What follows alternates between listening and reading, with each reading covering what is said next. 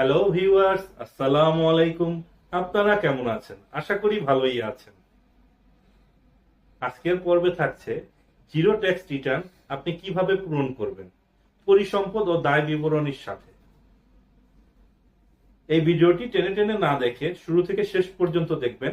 আশা করি আপনারা যারা জিরো ট্যাক্স রিটার্ন পূরণ করবেন তাদের অনেক উপকার হবে। আসুন কথা না বাড়িয়ে চলে যাচ্ছি স্ক্রিনে। এই ভিডিও দেখে আপনারা যদি উপকৃত হন, আপনারা অবশ্যই আমার চ্যানেলটি সাবস্ক্রাইব করবেন।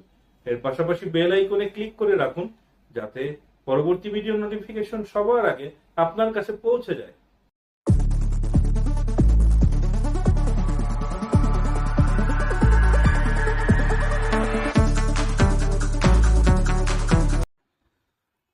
আপনারা এখানে একটি টিন সার্টিফিকেট দেখতে পাচ্ছেন।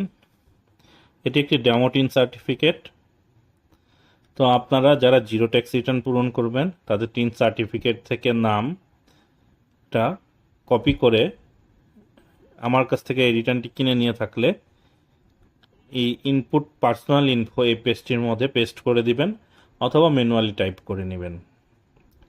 এরপর এখানে ফাদার নেম আপনার টিন সার্টিফিকেটে যেভাবে আছে সেটাই আপনারা এখানে ফাদার নেমের বক্সে লিখে দিবেন। তারপর আছে মাদার নেম, এটা লিখে দিবেন। আপনার কারেন্ট অ্যাড্রেসটা এখানে প্রেজেন্ট অ্যাড্রেসের যে বক্স আছে সেটাতে ফিল আপ করবেন, এবং পার্মানেন্ট অ্যাড্রেসটা পার্মানেন্ট অ্যাড্রেসে ফিল আপ করবেন। এছাড়া ট্যাক্স সার্কেল আপনার টিন সার্টিফিকেটে দেওয়া থাকবে ট্যাক্স সার্কেল, এটা আপনারা এখানে ট্যাক্স সার্কেলের বক্সে বসাবেন। যদি নাম্বার ডিজিট হয় একটা সিঙ্গেল ইনভার্টেড কমা পূর্বে দিয়ে নেবেন। তো এখানে ট্যাক্স জোনটাও অনুরূপভাবে আপনারা টাইপ করে লিখে দিতে পারেন, অথবা কপি পেস্ট করে নিতে পারেন। এখন আপনার এখানে টেলিফোন নাম্বার, মোবাইল নাম্বার এটা ঐচ্ছিক, আপনি চাইলে দিতে পারেন, নাও দিতে পারেন। তবে যদি নাম্বার দেন তাহলে পূর্বে একটি সিঙ্গেল ইনভার্টেড কমা বসিয়ে তারপর টেলিফোন নাম্বারটা বসাবেন। মোবাইল নাম্বারের ক্ষেত্রেও একটা সিঙ্গেল ইনভার্টেড কমা বসাবেন। তারপর আপনার 11 ডিজিটের মোবাইল নাম্বারটা আপনি এখানে লিখে দিবেন। তো মোবাইল নাম্বারটি লেখার পর আপনার ইমেল অ্যাড্রেসটা এখানে একটা বক্স আছে, এখানে আপনার একটা ইমেল অ্যাড্রেস দিয়ে দিবেন। তো এখানে ইমেল অ্যাড্রেসটা আমি ফিল আপ করে নিচ্ছি। তারপর আপনার স্মার্ট কার্ড অথবা ন্যাশনাল আইডি কার্ড থেকে যে নাম্বারটা আছে সেই নাম্বারটা এখানে লিখে দিবেন। তা আমি একটি ডেমো নাম্বার এখানে বসিয়ে নিচ্ছি। তো এখানে স্মার্ট কার্ডের একটা নাম্বার, একটা ডেমো নাম্বার আমি বসিয়ে নিলাম। এছাড়া ট্রেড লাইসেন্স, বিন নাম্বার এগুলো হচ্ছে ব্যবসার ক্ষেত্রে, তো যাদের আছে তারা সেটা ফিল আপ করবেন। এখানে আপনার টিন সার্টিফিকেটে 12 ডিজিটের যে নাম্বারটি আছে সেটা আপনারা এখানে বসিয়ে নেবেন হলুদ বক্সে। উপরের বক্সটিতে অনুকূলভাবে চলে আসবে, অনুরূপভাবে অটো চলে আসবে। তা আমি এই 12 ডিজিটের নাম্বারটি ফিল আপ করে নিচ্ছি। আপনার স্পাউস, স্বামী বা স্ত্রী যদি ট্যাক্স পেয়ার হয় তাহলে তার টিন নাম্বারটিও এখানে বসিয়ে দিবেন। ডেট অফ বার্থ আপনার এনআইডি অর্থাৎ ন্যাশনাল আইডি কার্ডের কপিতে যে জন্ম তারিখটি দেয়া আছে, জন্ম তারিখ, মাস এবং সাল, সেটা বসাবেন। এটা বসানোর পর নিচে আরেকটি বক্স আছে। আপনি যদি জব করে থাকেন, আপনি যে কোম্পানিতে জব করেন সেই কোম্পানি বা প্রতিষ্ঠানের নাম এখানে বসিয়ে দিবেন। আমি এখানে স্যালারি সার্টিফিকেটের যে নাম আছে প্রতিষ্ঠানে সেটা বসিয়ে দিলাম। অর্গানাইজেশন নেম এবং অ্যাড্রেস এটা বিজনেসের ক্ষেত্রে। আচ্ছা, এছাড়া নিচে হচ্ছে ইনকাম ইয়ার, ইনকাম ইয়ার হবে 2023-2024। তো এটা আপনারা 23-24 করে নেবেন। ডান পাশে 2022-23 মানে একাধিকবার দেওয়া আছে, বিভিন্ন অংশে লিঙ্ক করা। তো এটা যেটা যেভাবে আমি দেখাচ্ছি সেভাবে করে নেবেন, অথবা আপনারা যখন ফাইলটি কিনবেন এটি অটো করে দেওয়া থাকবে, তো আপনাদের এটা নিয়ে আর পরিবর্তন করতে হবে না। ইনকাম ইয়ার হবে 2022-2023, তা আমি 22-23 করে নিচ্ছি। অ্যাসেসমেন্ট ইয়ার হবে 2023, এখানে অ্যাসেসমেন্ট ইয়ার হবে 2024-2025। তো এখন স্ক্রোল করে উপরে চলে গেলাম। এখানে একটা ড্রপ ডাউন মেনু আছে। এই ড্রপ ডাউন মেনুতে আপনার কর মুক্ত সীমা নির্দেশ করে। আপনি মেল, ফিমেল অথবা সিনিয়র সিটিজেন হলে এখানে যে ড্রপ ডাউন মেনু আছে সেটা সিলেক্ট করবে। আপনার যদি একটি স্পেশাল চাইল্ড থাকে সেটা সংখ্যা সিলেক্ট করলে আপনার করমুক্তির সীমা এখানে চলে আসবে। তো আমি এখানে শুরুতে মেল সিলেক্ট করে নিলাম। তারপর মিনিমাম ট্যাক্সের ক্ষেত্রে এখানে মেইল অংশটা সিলেক্ট করে নিলাম। আপনার মিনিমাম ট্যাক্সের ক্ষেত্রে আপনার কোন সিটি কর্পোরেশন আপনার অবস্থানগত ভিত্তিতে মিনিমাম ট্যাক্সটা নির্ধারণ হয়। তো সেটার উপর বেস করে আপনি যে সিটি কর্পোরেশন অথবা সিটি কর্পোরেশনের বাইরে অবস্থান করলে সেটা সিলেক্ট করে নেবেন এই ড্রপডাউন মেনু থেকে। আমি ঢাকা সাউথ সিটি কর্পোরেশন দিয়ে দিলাম। তারপর নিচে এখানে রেসিডেন্ট, নন রেসিডেন্ট, এখানে 1 জুলাই 2023 থেকে 30 জুন 2024 হবে। তো এটা আপনাদেরটা করে দেওয়া থাকবে। এখন আপনি গভর্নমেন্ট এমপ্লয়ি হলে সেটা গভর্নমেন্ট সিলেক্ট করবেন, নন গভর্নমেন্ট হলে নন গভর্নমেন্ট, আর বাকি যেগুলো যেভাবে আছে সেটা আর কোনো কিছু পরিবর্তন করার দরকার নেই। তো ড্রপডাউন মেনুর কাজ অর্থাৎ প্রাইমারি তথ্য বা মৌলিক তথ্য দিয়ে প্রদানের কাজ শেষ। এখন আমরা যদি একটু রিটার্নের পেজে চলে যাই, রিটার্নের প্রথম পেজে চলে যাই, বেসিক ইনফরমেশন যে পেজটা, সেই পেজের মধ্যে এখানে যে অংশগুলোতে জিরো অর্থাৎ তথ্য আপনি ফিল আপ করেন নাই সেই ক্ষেত্রে আপনি এগুলো হোয়াইট কালার করে দিবেন। টেক্সটগুলো হোয়াইট কালার করে দিলে আপনার এখানে রিটার্নটা সুন্দর দেখাবে। এখন দেখুন আপনার টিন নাম্বারটা প্রতিটা পেজে অটোমেটিক্যালি চলে গিয়েছে, যেহেতু এটি অটো ট্যাক্স ক্যালকুলেশন রিটার্ন। এখন আসুন আমরা বাকি অংশ ফিল আপের কাজ শুরু করি। এখন এখানে আপনি যেহেতু প্রাইভেট জব করেন, আপনার কোম্পানি থেকে একটি স্যালারি সার্টিফিকেট প্রদান করা হবে। সেই স্যালারি সার্টিফিকেটের যে কয়টা খাত আছে সেগুলো অনুযায়ী এখানে দ্বিতীয় ড্রপডাউন মেনুটা ওপেন করবেন। যেহেতু প্রথমটা আমার গভর্নমেন্ট জবের ক্ষেত্রে, আমি বেসিক স্যালারি নির্দিষ্ট বক্সে বসিয়ে দিচ্ছি। তারপর হাউস রেন্ট অ্যালাউন্স দেওয়া আছে।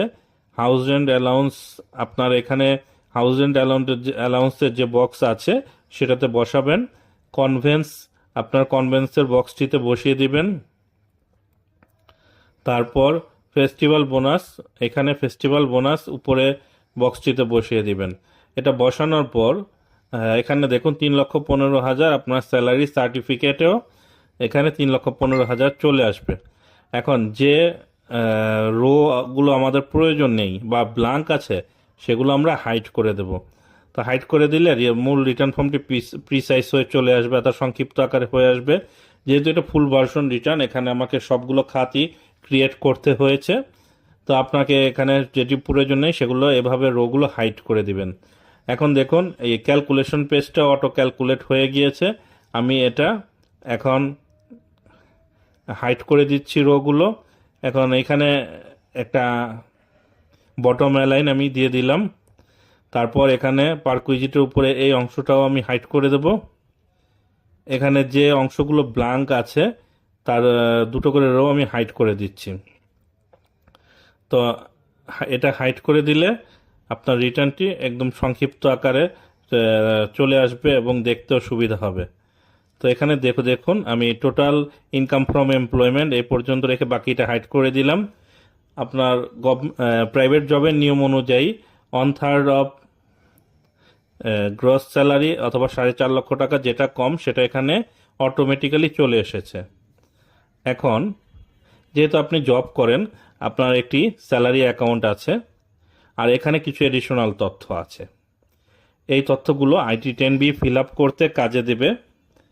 তো এখন এগুলো কিভাবে ফিল আপ করবেন সেটা আমি দেখাবো। তো আমার এখানে ইসলামী ব্যাংকের একটা ডেমো স্টেটমেন্ট দেওয়া আছে। ওপেনিং ব্যালেন্স 0, ক্লোজিং ব্যালেন্স দেওয়া আছে। এটার জন্য আমাদের একটা পেজে যেতে হবে। সেই পেজটাতে আমরা এখানে অ্যাকচুয়াল ইনভেস্টমেন্ট ক্যালকুলেশন, যেহেতু আমাদের কোনো ইনভেস্টমেন্ট নেই এটা ক্লোজ করে দিলাম। ফাইন্যান্সিয়াল অ্যাসেট লাইবিলিটি ডিটেলস এই পেজটাতে আমরা চলে আসব। এখানে ইসলামী ব্যাংকের সংক্ষিপ্ত নাম IBBL দিয়ে দিলাম। আপনার অ্যাকাউন্টের যে নাম্বারটি আছে সেটা যদি নাম্বারে থাকে পূর্বে একটি সিঙ্গেল ইনভার্টেড কমা দিয়ে বসিয়ে নেবেন। ওপেনিং ব্যালেন্স যেহেতু নেই, ক্লোজিং ব্যালেন্স আছে, আমি ক্লোজিং ব্যালেন্সের ঘরে এখানে এটা বসিয়ে দেবো। আপনার ম্যানুয়ালি টাইপ করে দিয়ে দিতে পারেন অথবা বসিয়ে নিতে পারেন। তারপর ইন্টারেস্ট, এখানে আপনারা দেখবেন বছরে অনেক সময় 2বার বা কারো কারো ক্ষেত্রে 3-4বার ইন্টারেস্ট পাওয়া যেতে পারে অ্যাকাউন্টের ধরন ভেদে। তাহলে সেটা ইন্টারেস্ট আপনারা দেখে যোগ করে বসিয়ে নেবেন। ইন্টারেস্টের এগেনস্টে 10 অথবা 15% ট্যাক্স উৎসে কর্তন করে রাখে, সেটাও বসাবেন এবং ব্যাংক চার্জগুলো ব্যাংক চার্জের বক্সে বসিয়ে দিবেন। এটা বসানো হলে আপনার এখানে ফাইন্যান্সিয়াল ইনফরমেশন ফিল আপের কাজও শেষ। এখানে বাকি বক্সগুলো হাইড করে দিবেন, যেহেতু এটার আর কোনো ডাটা নেই। এখন আমরা এডিশনাল ইনফরমেশনের জন্য ইনপুট নোট এই শিটটাতে চলে যাব। যেহেতু এটা আপনার প্রথম রিটার্নের ক্ষেত্রে আপনারা যে তথ্যগুলো আছে, আপনার সম্পত্তি বা ফার্নিচার যেগুলো আছে সবগুলোই আপনারা দেখিয়ে দিবেন। রিটার্নে দেখিয়ে দিলে ভালো হবে, পরবর্তীতে আর কোনো ঝামেলায় পড়বেন না। তো প্রথম তথ্য আছে 15 ভরি গোল্ড আপনি মার কাছে উত্তরাধিকারী সূত্রে পেয়েছেন। তো এখানে অর্নামেন্টস, এখানে লিখে দেব আমরা 15 ভরি গোল্ড ইনহেরিটেড ফ্রম মাদার। তো এটা লিখে এটার যে ভ্যালুটা আমরা এখানে প্রথম কলামে, এটা বি কলামে বসিয়ে দেব। এখানে ভ্যালু আছে 12,35,250। মনে রাখবেন, আপনি উত্তরাধিকারী সূত্রে বা কোনো দান যেগুলো পেয়ে থাকেন, এটা কিন্তু আপনার রিটার্নেও দেখাতে হবে, আপনি যার কাছ থেকে পেয়েছেন তার রিটার্নেও দেখাতে হবে। এখানে রিসিভ গিফট অ্যান্ড আদার্স এই অংশের মধ্যেও এটা দেখাবেন, কারণ আপনার সোর্স অফ ফান্ড আপনার এটা কোথা থেকে, যেহেতু এটা আপনার সোর্স অফ ফান্ডের অংশ, কিন্তু এটা আপনি আদার সোর্স থেকে পেয়েছেন, এটা ভ্যালুটা এভাবে দেখিয়ে দিবেন। যে এবং আপনার আম্মার রিটার্নেও এটা দেখিয়ে দিতে হবে যে সে দান করেছে আপনাকে। বাবার কাছ থেকে 15 কাঠা জমি আপনি পেয়েছেন। এখানে বলা আছে 15 কাঠা ল্যান্ড অ্যাট বরিশাল মুলাদি, এখানে 100% মালিকানা আপনি 9,75,000, সেটা আমরা এখানে প্রথম বি কলামে বসিয়ে দেব। এবং এই 9,75,000 টাকাও আমরা গিফট অ্যান্ড রিসিভ এই অংশে যোগ করে বসিয়ে দেব। এবং আপনার বাবার রিটার্নেও গিফট এক্সপেন্স অ্যান্ড লসেস যে দেখতেছেন ফান্ড আউটফ্লো সেখানে যাবে এবং অ্যাসেট থেকে 0 হয়ে যাবে। তো এইভাবে দুজনের রিটার্নে আপনাদের দেখাতে হবে, না হলে এটা কিন্তু আপনার বৈধতা পাবে না। তো এইভাবে এখন আমরা IT10B আপনার এক্সপেন্ডিচারগুলো যেটা যেভাবে আছে বসিয়ে দিচ্ছি, ফুড এক্সপেন্স, আর বাকি অংশগুলো যেগুলো বাবা বেয়ার করে সেটার জন্য আমরা মূল রিটার্নের পেজে কমেন্টসে আমরা লিখে দেব। এখানে মোবাইল বিল আপনি বেয়ার করেন সেটা আপনার এখানে দিয়ে দিবেন। ফেস্টিভ্যাল বোনাস দেওয়া আছে 20,000 টাকা। এখানে ফেস্টিভ্যাল বোনাস আপনার উৎসবে আপনি 20,000 টাকার মতো খরচ করেছেন, তো 1,80,352 টাকা আপনার এক্সপেন্ডিচার।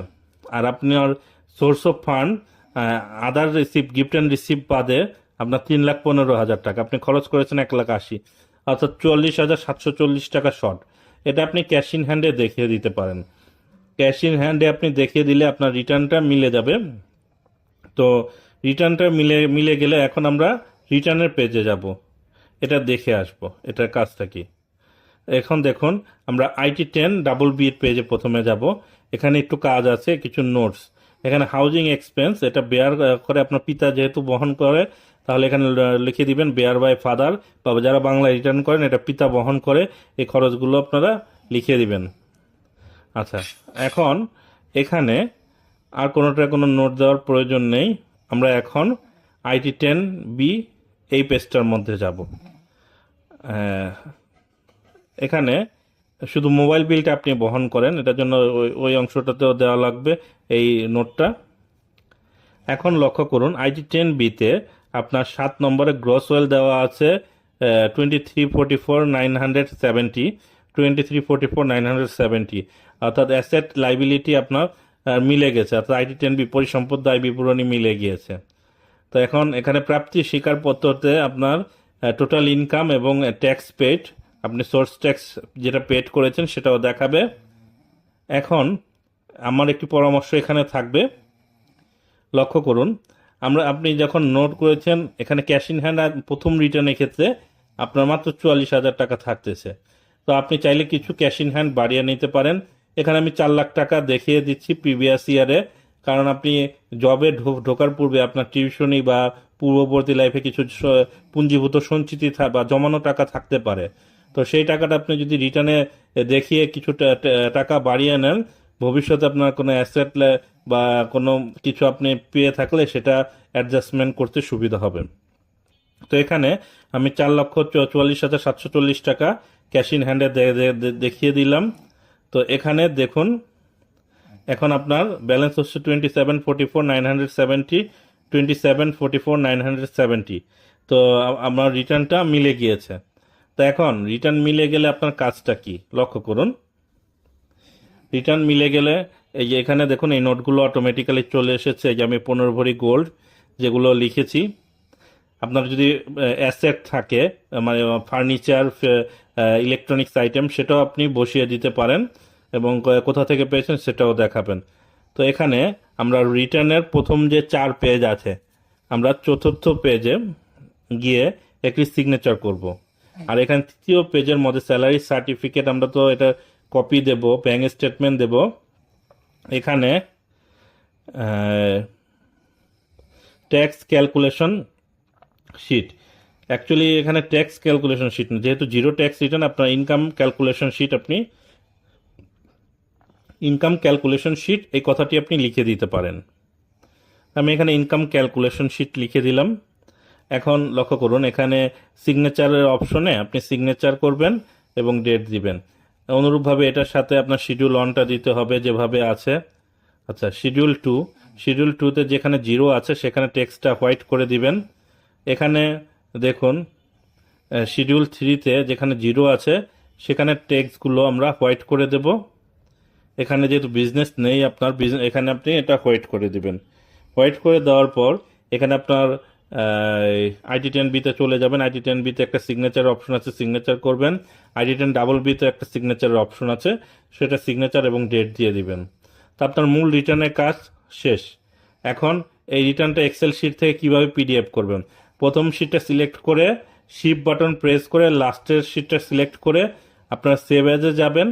সেভ অ্যাজে গিয়ে এখানে PDF সিলেক্ট করে সেভ বাটনে প্রেস করবেন, দেখবেন এই সবগুলো শিট একসাথে PDF হয়ে গিয়েছে। তাহলে আপনার এটা প্রিন্ট করতে সুবিধা হবে সিকোয়েন্স অনুযায়ী।